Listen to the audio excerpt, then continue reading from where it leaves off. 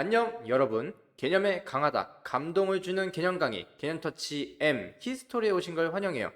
개념터치 M 히스토리 6번째 시간으로 여러분과 함께 데카르트의 해석 기하학에 대해 알아볼게요. 우측 하단 로고를 눌러 구독해 줍시다. 그럼 시작해 볼게요.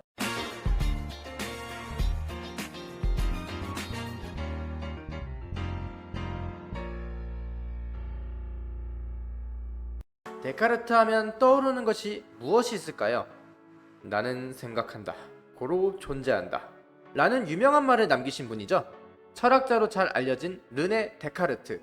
수학사에서도 많은 영향력을 주신 분입니다. 해석기하학을 발명하였으며 방법서설을 발표하면서 불옥편의 기하학을 첨부하였고, 우리가 지금까지 사용하는 미지수 x의 처음 시작이 바로 데카르트가 사용하면서부터입니다. 그의 일대기와 업적에 대해 알아보겠습니다. 데카르트는 1595년 프랑스의 귀족 집안에서 태생했습니다. 어머니가 일찍이 폐렴으로 세상을 달리했고, 데카르트 또한 어려서부터 병약하였습니다. 그래서 아버지께서는 아픈 데카르트에게 공부만큼은 따로 엄하게 통제하지는 않았지만, 데카르트는 똑똑했으며 스스로 알아서 공부를 잘 해나갔습니다. 유년 시절의 데카르트 모습입니다. 아무래도 아픈 아이였기 때문에 체력이 항상 부족했으며 많은 휴식이 필요했습니다. 그래서 라 플레슈라는 예수의 학교에서 샤를레 신부님의 도움으로 항상 늦잠으로 지각을 일삼는 데카르트에게 늦잠을 자고 싶은 만큼 자도록 허락했습니다. 이때부터인지 데카르트는 오히려 새벽에 일어나 명상하는 습관을 만들게 됩니다. 성적은 뛰어났으나 어린 데카르트는 무미건조한 학교 시스템에 잘 적응하지 못했습니다.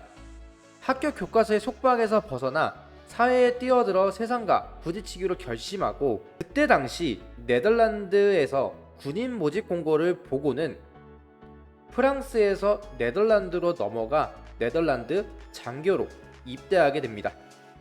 이렇게 군인이 될 뻔한 데카르트였으나 이사크 베이크만을 만나게 되면서 수학에 흥미가 생기고 군인의 길을 접고 수학자의 길을 걷기 시작합니다. 어느 날 아침 명상에 잠겨 있을 때 바둑판 모양의 천장 한 귀퉁이에서 파리가 한 마리 기어가는 모습을 발견하게 됩니다. 그때 갑자기 데카르트의 뇌리를 스치는 생각이 있었으니, 파리와 이웃하는 두 벽의 거리관계만 알 수 있다면 파리의 동선을 묘사할 수 있다는 생각이 들었던 것입니다. 이 파리의 동선을 통해 좌표 평면을 착안하게 된 겁니다. 그래서 파리의 동선을 원으로 표현했을 때 이 원은 기하학적 관점에서 본 것이며, 이를 식으로 표현했을 때 x-4의 제곱 더하기 y-4의 제곱은 16이라는 대수학적 관점에서 본 거기 때문에 이 분리된 기하학과 대수학이 잘 융합되어 해석기하학, 즉 대수기하학의 탄생을 이끌어내게 됩니다.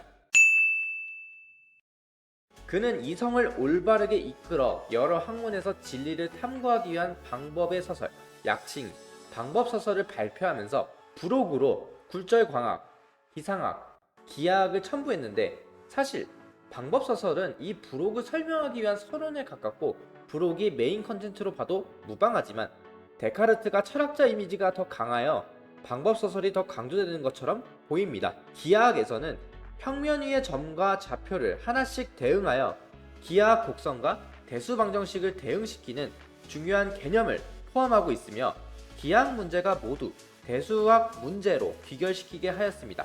이처럼 데카르트는 수학 역사상 최초로 좌표 체계를 도입하여 곡선과 방정식의 관계를 정립한 인물이 되었습니다. 데카르트의 명성이 올라가면서 스웨덴의 여왕 크리스티나는 왕위 계승보다는 고전을 연구하는 학자가 되기를 갈망했으며, 특히 데카르트를 왕궁의 철학자로 초빙하고자 하였습니다. 결국 오랜 설득으로 데카르트는 왕궁으로 들어가게 되지만, 여왕이 새벽 5시가 하루 중 기억력이 가장 좋다고 하여 매일 찬바람을 맞으며 왕궁에 가 여왕에게 강의를 하게 됩니다. 평소 새벽 명상과 군 생활로 이런 고생을 버틸 수 있었지만, 그의 동료는 폐렴에 걸리게 됩니다. 동료를 병간호하다 데카르트도 폐렴에 걸리게 되고 결국 1650년 54세의 일기로 삶을 마감하게 됩니다. 훌륭한 철학자이자 수학자 한 명이 이 철없는 여왕의 허영심으로 이른 삶을 마감하게 된 것입니다. 스웨덴에서 병사한 후 고국으로 유해를 이장해야 하는데 머리가 없다는 사실이 뒤늦게 드러나 큰 소동이 벌어지게 됩니다. 그의 시신은 생제르맹 데플의 성당에 안치되었고 이후 데카르트 두개골은 경매로 나와 프랑스 정부가 경매에 참여해 가까스로 회수 후 현재 파리 인류박물관에 보존하고 있습니다. 오늘은 데카르트의 일대기와 그의 수학사에서의 업적에 대해 알아보았습니다. 모든 분야에서 굵직한 업적을 남긴 데카르트. 프랑스는 그의 업적을 기려 그가 살았던 지역을 데카르트시로 명명하고 있습니다. 오늘 배운 내용 유익했나요? 유익했다면 구독, 좋아요, 알림 설정까지 부탁할게요. 감사합니다. 개념터치 M 히스토리였습니다. 다음 시간에 만나요. 안녕.